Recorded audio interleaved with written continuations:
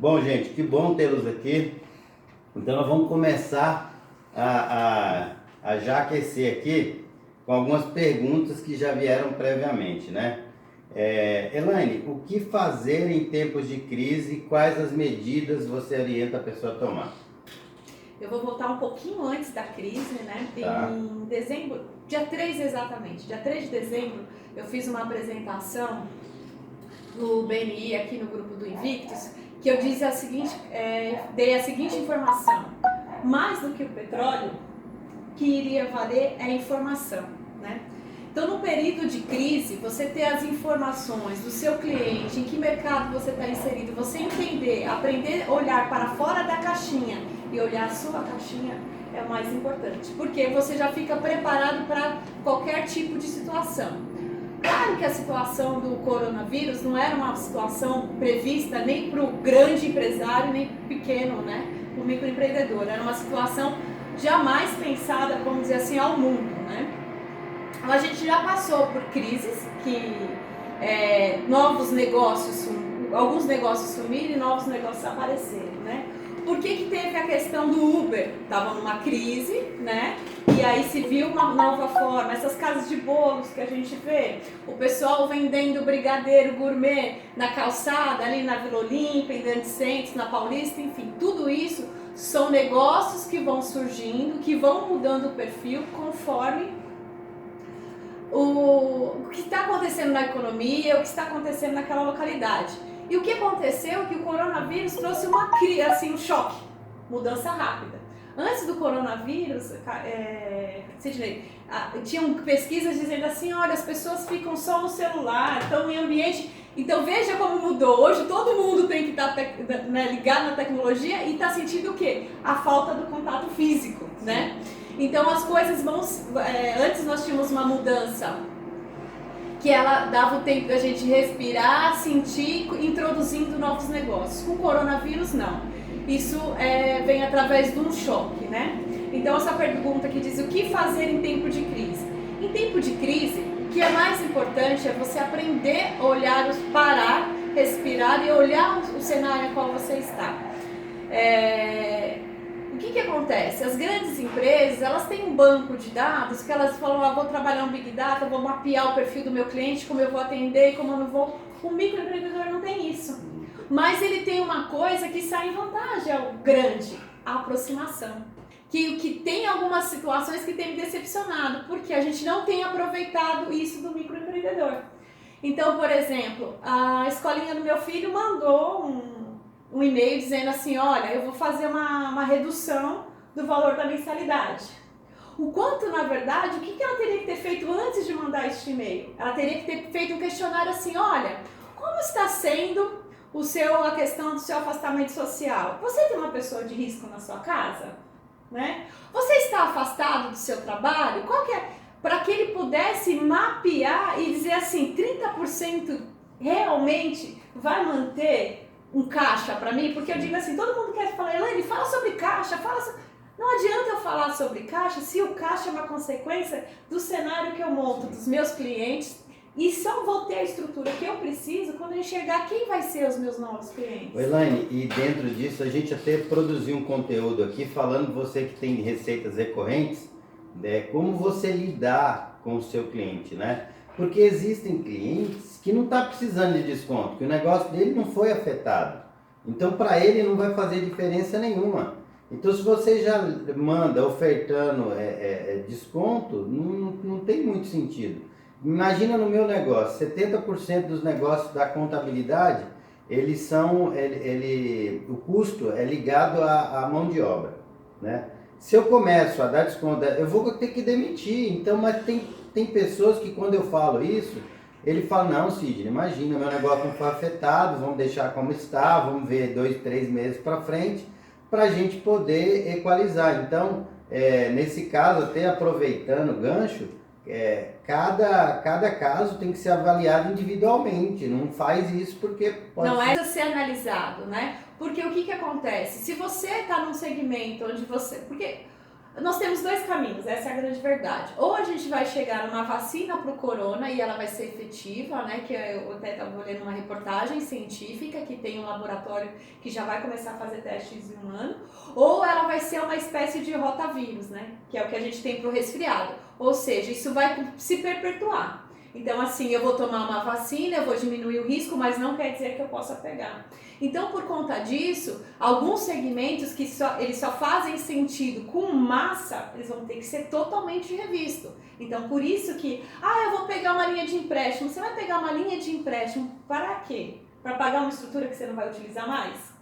Né? Então, assim, eu digo que tem um mar, né? Tem uma tempestade, tem um monte de iceberg que pode tanto pegar um Titanic como vai pegar o seu barquinho se você não parar e olhar o seu cenário. Será que você realmente precisa disso?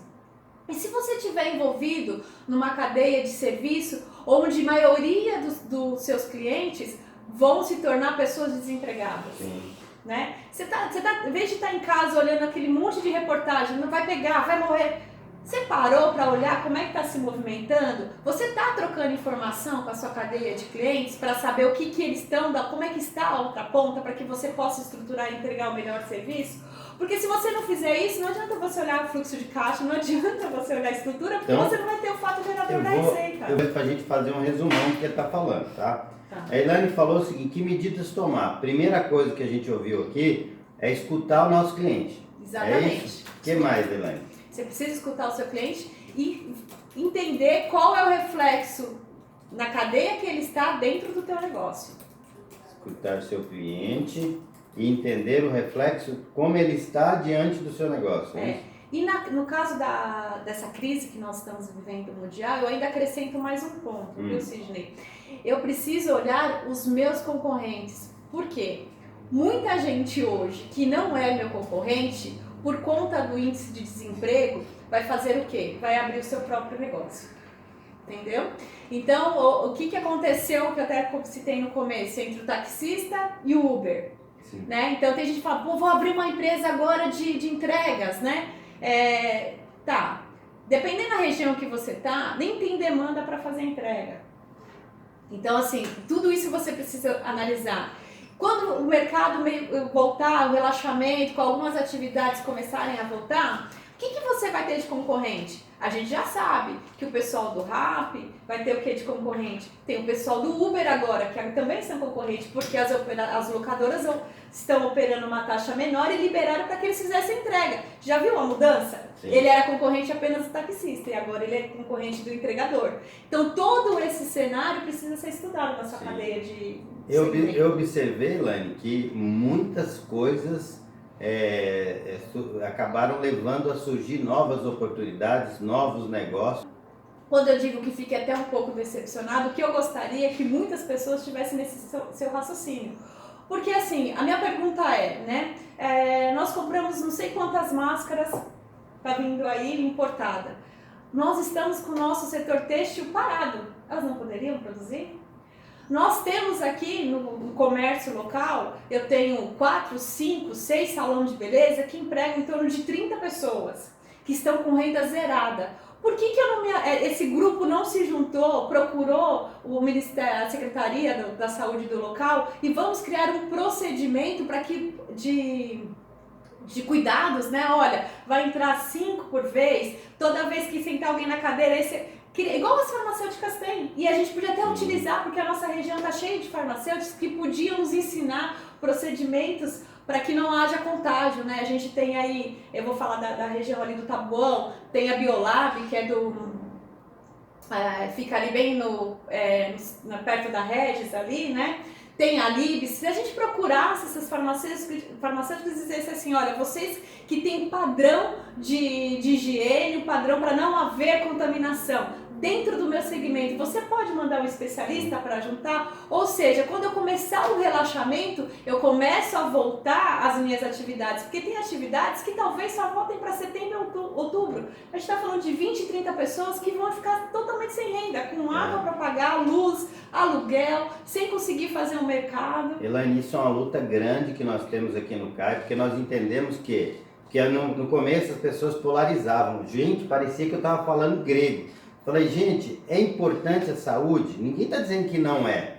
Né? É importante a gente cuidar da saúde, é importante a gente nesse momento ter, não só nesse momento, né? Porque falar, o hospital tá com super lotado. Eu falei, gente, quando é que não teve? Quem frequenta o hospital não teve super lotado? Aliás, recentemente até os convênios, você são grandes hospitais aí, fui levar minha filha, aquelas filas gigantescas. Então, o problema da saúde nosso não é só isso agora. Agora, o que falta para mim, Elaine, falta uma união dos empreendedores, porque nós não temos noção da força que nós temos. Eu falo em todas para a gente gravar e replicar. Nós empregamos 75% da mão de obra formal, nós somos 85% das empresas do país, são micro e pequenas empresas, não são as grandes. Nós temos condições de fazer a roda girar a nosso favor, assim, de maneira estratosférica. Só que nós precisamos ter a consciência e precisamos fazer aquilo que a gente faz aqui, que é dizer o seguinte, o seu sucesso é o meu sucesso. Nós vivemos uma economia em grupo, nós não coloca o povo dentro de casa, agora está todo mundo dando comichão, porque nós não nascemos para ficar isolados, nós nascemos para ter essa relação, então nós precisamos fortalecer, nós empreendedores, nos fortalecer um ao outro. Verdade, Sidney, que eu acho que acontece, as pessoas estão em casa falando assim, estou esperando a normalidade, né? E a verdade é que essa é a nossa normalidade. O mundo mudou, né? Então antes você tinha seu cliente, falou, nossa, eu tenho duas grandes empresas que eu vou lá, faço entrega de frutas do café da manhã. O que acontece? Muitas dessas empresas estão percebendo que eu consigo manter o mesmo nível de atendimento, de entrega, com o pessoal trabalhando em home office. Só que quando eu voltar a poder circular, vamos dizer assim, para mim não é vantajoso, porque assim, eu vou ter que pagar um custo alto, né, desde até de consumo de papel higiênico, café, enfim, vou manter esse pessoal em casa, né, e não vou ter mais essa estrutura. O que vai acontecer? Antes você falava assim, tô tranquilo, posso respirar, tenho 2 grandes clientes, agora você não tem mais nada.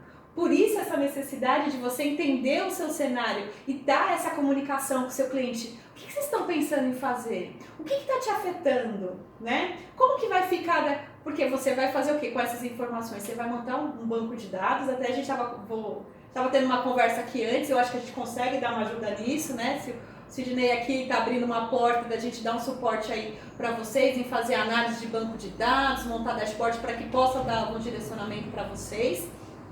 Né? Então tudo isso é importante. Então assim, ficar esperando uma normalidade, esquece, a normalidade é hoje. Ou você vai e começa a olhar o seu cenário, onde você está introduzindo, o que o seu mercado está mudando, o que o seu cliente está mudando nele, para que você possa se preparar para atender ele de uma maneira diferente. Eu estava conversando com uma empresária há uns 20 dias atrás, e ela está simplesmente sem atender ninguém, né? Porque o atendimento dela é físico. E nós estávamos conversei com ela e falei, olha, muitas das empresas já tem aquela questão do home office, e quando você dá às 8 horas, todo mundo tem que estar lá plugado, né? E tá lá marcando quem tá, quem não tá, enfim, isso tem o controle da empresa. Então, o que acontece? As pessoas estão trabalhando assim, cada um numa cadeira, né? De um jeito, em cima da cama. E o que vai acontecer? Vai ter problema. Sim. E aí, quando voltar, ele vai se afastar por quê? Porque ele precisa fazer um tratamento, fazer fisioterapia, porque ele, né, adquiriu alguma doença. E quem que vai pagar de novo por isso? A empresa. Uma vez que se isso for virar uma realidade para muitas das empresas, o que eu posso ter? Uma ginástica laboral por vídeo, não tenho controle de quem acessou, eu não consigo, por alguns aplicativos, visualizar e dizer para você, olha, faça assim, olha, Sidney, não, levanta mais um pouquinho o braço, ou seja, olha outros serviços, né, surgindo. Então, assim, não dá para você esperar e dizer assim, olha, em maio agora a gente vai ter, a partir do dia 10 começa a ter o relaxamento. Se der 15, 20 dias e começar a subir o índice, porque o que acontece? Toda a questão desse convívio social que vai ser liberado, que não vai estar tudo ligado à questão do nível de internação, que é a nossa capacidade, que tudo isso volta disso, né? De que eu consigo atender para evitar a questão do número de óbitos, né? Então, se 15, 20 dias acabar subindo muitos índices, o que vai acontecer? Nós vamos voltar para o estágio que estamos hoje, né? E aí você vai ficar assim, agora vou, agora não vou. Isso não é pensamento de microempreendedor.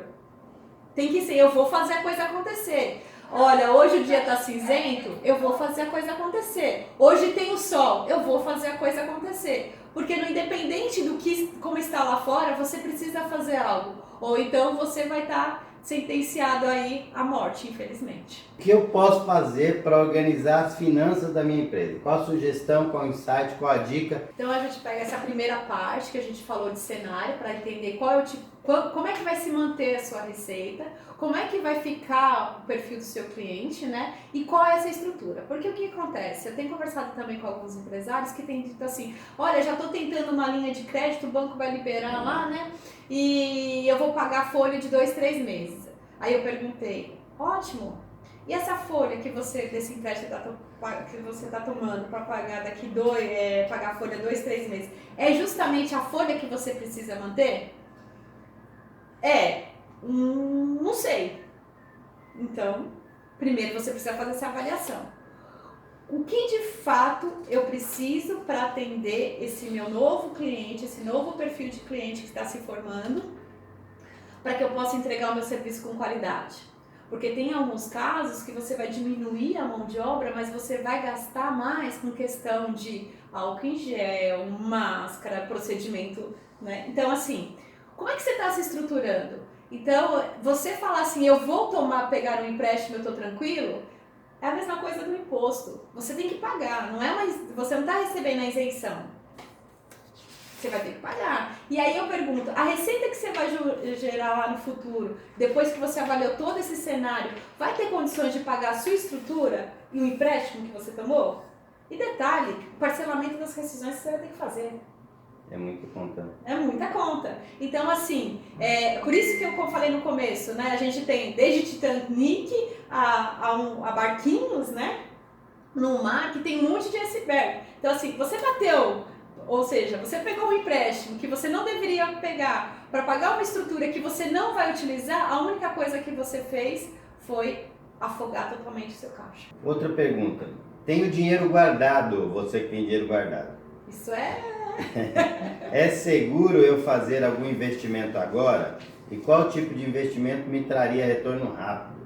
Aí também não cabe uma receita de bolo. Primeiro porque, se você tem o dinheiro guardado, né, de repente você é um CLT, a sua empresa, como é que ela já está funcionando? Você está numa área ou numa posição que, dependente da crise, quando houver cortes, você vai conseguir manter sua posição ou não? Né? Então você tem linhas de investimentos aí que você fica com dinheiro travado por 6 meses, outros por 1 ano, 2 anos, e outros que você não trava o seu dinheiro.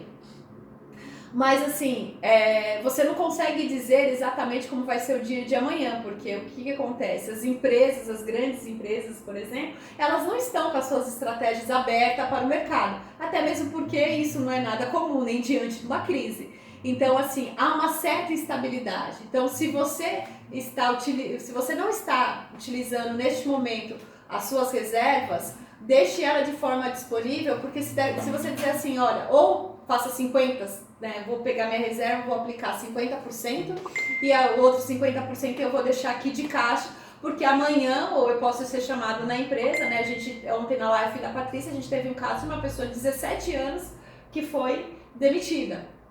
É claro que o recurso, né, de tudo que ela vai receber dessa rescisão, ela não vai precisar, vamos dizer, se ela tiver dinheiro investido, ela não vai precisar utilizar. O dinheiro que ela vai receber vai suprindo essa necessidade. Mas a questão do desemprego? Quanto tempo vai demorar para ela conseguir voltar ao mercado? Então, assim, são contas que você não tem como fechar, você não consigo dizer, Sidney, daqui 6 meses você está empregado, Sidney, daqui 1 ano. Então, assim, se você for fazer algum tipo de investimento, hoje tem especialistas no mercado, tem corretoras para dizer qual que é o melhor investimento para a situação, até de crise, onde não é seu perfil, eu acho que aqui a gente não está falando de perfil de pessoas que são assim, mais arriscar, que gostam de arriscar, enfim, você precisa ter a sua reserva ali para dizer assim, não, se algo acontecer, eu tenho ali como manter não ter com dinheiro bloqueado, não vou precisar fazer nenhuma operação, porque qualquer operação que você faça de inversão de um investimento, você vai perder dinheiro. Quais as principais medidas que a sua consultoria, Elaine, adota para uma empresa em dificuldade? Os empresários estão em pânico e sem foco. Quais as principais medidas que você recomenda e adota quando entra numa empresa como consultora?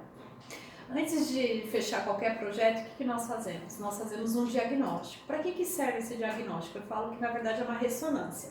Nós vamos lá, mapeamos toda a empresa, entendemos a questão dela interna e externa, né? Em cima disso, nós montamos um plano de ação para que a empresa possa ter aumento de receita, ter reposicionamento no mercado, ter um aumento de margem, né? Então trabalhamos a questão todos os custos. Dependendo do projeto, do porte da empresa, nós atuamos até com 5 consultores. Então eu coloco consultor na fábrica, eu coloco consultor na área de compras, negociando contratos, nós colocamos consultor no RH, até para a questão de fazer tratamento de demissões, que infelizmente empresa em crise não tem como não passar por um ajuste de quadro de pessoal, dificilmente isso acontece, não vamos ter que demitir ninguém. É uma situação muito rara numa empresa em crise. Então, nós, diante desse diagnóstico, dessa ressonância, nós mapeamos tudo aquilo que é necessário. E cada área era encabeçada por um consultor, tá? Um consultor sênior, que tem expertise no segmento, tá? A única, que eu sempre digo para os empresários, a única pessoa que eu não trago do expertise daquele negócio é a pessoa de finanças, porque o meu consultor de finanças é o contas a pagar, o contas a receber, uma controladoria, na verdade ela funciona igual em todas as empresas. Eu não preciso ter um conhecimento diferenciado no chão de fábrica, por exemplo, das empresas que estão em alta hoje, que são as farmacêuticas, por uma empresa que é produtora de equipamentos agrícolas, por exemplo. Eu preciso ter algumas expertises para que a fábrica funcione na melhor forma. Né? Então isso a gente acaba trazendo consultores especializados com uma grande bagagem profissional, lógico, como eu disse, são sêniors, né? Então diante desse diagnóstico, em torno de 20 dias a gente elabora isso, a gente senta com o empresário e aí o que é realidade que a gente apontou no nosso diagnóstico, com a realidade que o empresário entende que está acontecendo, nós chegamos no bom senso e colocamos a mão na obra. Quais os tipos de controle eu devo fazer para ter o financeiro da minha empresa sob controle? Então, tipos de controle. Então, é a questão, lógico, dos seus gastos, né? Criar indicadores. Quando a gente olha assim, grandes corporações, eu até falo que para mim é até engraçado. Porque às vezes o que acontece? Elas têm lá o planejamento estratégico, elas fazem o orçamento delas, aí diz assim, eu posso gastar 50 mil fazendo marketing, né? Só que o que acontece? Começou as vendas, eu tô sem ação de marketing ainda, e tá aumentando. Aí a minha pergunta é, eu vou gastar os 50 porque tá aprovado? Como uma corporação grande, o que acontece? Eles acabam, né, vai olhando deixa algumas amarrações de indicadores a desejar, o que acontece? Eu tô tendo venda e vou gastar os 50, né? Olha, eu tô aplicando os meus 50, só que não tá tendo efeito nenhum. Eu já gastei 25. Se eu tô sem efeito nenhum, quer dizer, só tá saindo, não tá entrando. Então eu vou cortar. Então é isso que você precisa entender nos seus gastos. Separar o que são os gastos fixos, aproveitar esse momento até de crise, fazer algumas negociações, né? Em alguns produtos está tendo uma evolução de preço absurda, então eu acho que é até uma questão de provocar uma união de algumas cadeias e dizer assim, não aceito isso, porque o que a gente tem feito também, deixado muita coisa, o governo tem que fiscalizar, o governo não está conseguindo fazer muita coisa, nunca fez muita coisa, né? Até pela questão da dimensão daquilo que tem que se administrar. Então, assim, levar a responsabilidade para outra pessoa não vai resolver o seu negócio. Então, ou seja, tem ali os seus indicadores, os seus gastos proporcional à sua receita. Olha, tô fazendo uma uma ação de marketing, estou pagando o pessoal para fazer rede social para mim, enfim. Enquanto, na verdade, a única coisa que você precisava era manter uma comunicação com o seu cliente para que você fique de forma a sempre estar na lembrança dele e saber que ele pode contar com você. E essas ações de marketing, você vai tirar o dinheiro que era para pagar um aluguel, para pagar uma conta de água, uma conta de luz, e que você acabou usando o recurso de forma equivocada. Não que as redes sociais, não que todo esse trabalho que é feito, né, de divulgação, ele não seja importante. Você só precisa saber exatamente aquilo que faz efeito no seu cliente. Porque, por exemplo, se você tiver uma carteira de clientes que não é, por exemplo, a gente tem lá no grupo um médico que a maioria dos clientes, 90% dos clientes dele, são idosos. Então, assim, ele vai investir numa campanha digital?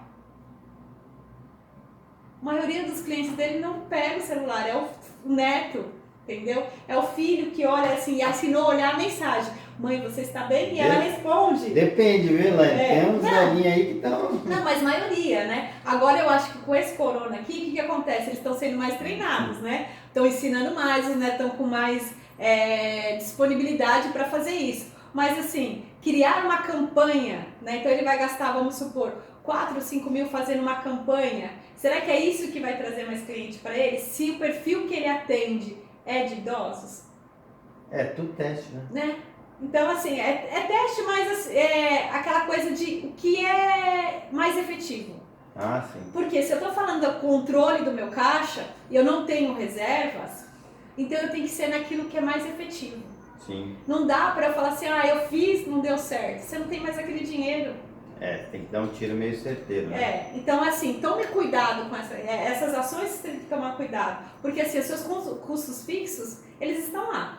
O que é incerto é a sua receita. Como vocês enxergam essas novas modalidades de atuação dos profissionais e das empresas nas redes sociais, como os lives, workshops, cursos e afins?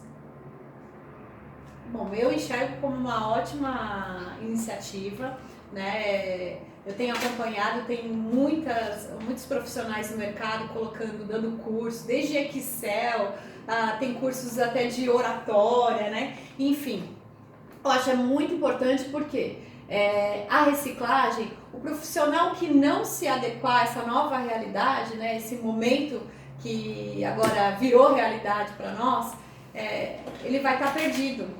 Então, assim, uma vez que a tecnologia está mais introduzida no nosso dia a dia, então eu preciso fazer essa reciclagem. Então eu dou meus parabéns aí a todos esses profissionais que têm se dedicado a fazer webinar, a fazer as lives, dando caminhos de orientações, dando cursos, né, gratuitos, né? A gente tem aí grandes instituições que estão aí como o FGV, tem a FIA, todo mundo dando cursos gratuitos para que o pessoal possa se reciclar. E o que eu digo para quem está do outro lado, não percam essas oportunidades. Se você fosse fazer um curso da uma FGV, de uma FIA, ou enfim, né, dessas grandes instituições aí, a FECAP também, lá o ano passado, provavelmente você ia ter que fazer um carnezinho aí de 12 vezes para pagar um curso. E esses profissionais estão aí dedicando o seu tempo para que você possa estar reciclado, para que você possa estar atualizado para encarar essa nova realidade do mundo, né? Um grande impacto na imagem de uma empresa em uma crise tão grande que estamos passando nessa epidemia global. Bom, o impacto vai ser a questão de como ela vai tomar as ações. Então, como fazer isso, né? Como é que eu vou reestruturar a empresa com respeito, né? De fato, eu não tenho mais condições de manter aquele quadro, como é que eu vou demitir os meus colaboradores com respeito?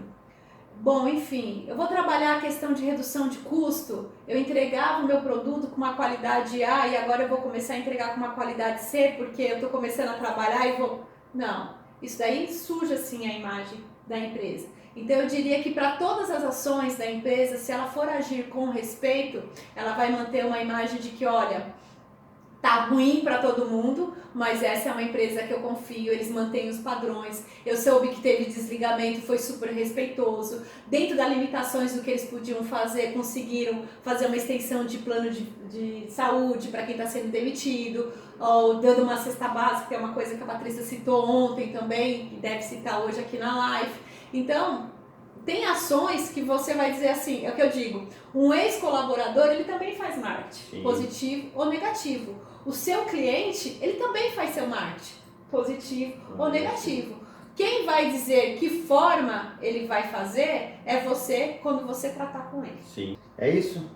Bom, você quer fazer suas considerações finais, por favor? Eu quero agradecer aqui a oportunidade de estar aqui no CAI falando com vocês. Para mim é honroso estar aqui do lado do Sidney, uma pessoa que eu admiro muito, que tem trazido assim minha frente de trabalho, eu tenho acompanhado bastante. E eu acho que é isso que o Brasil está precisando. Pessoas que vistam a camisa e assim, não basta dizer somos juntos como, né? Somos juntos quando todo mundo cai em casa?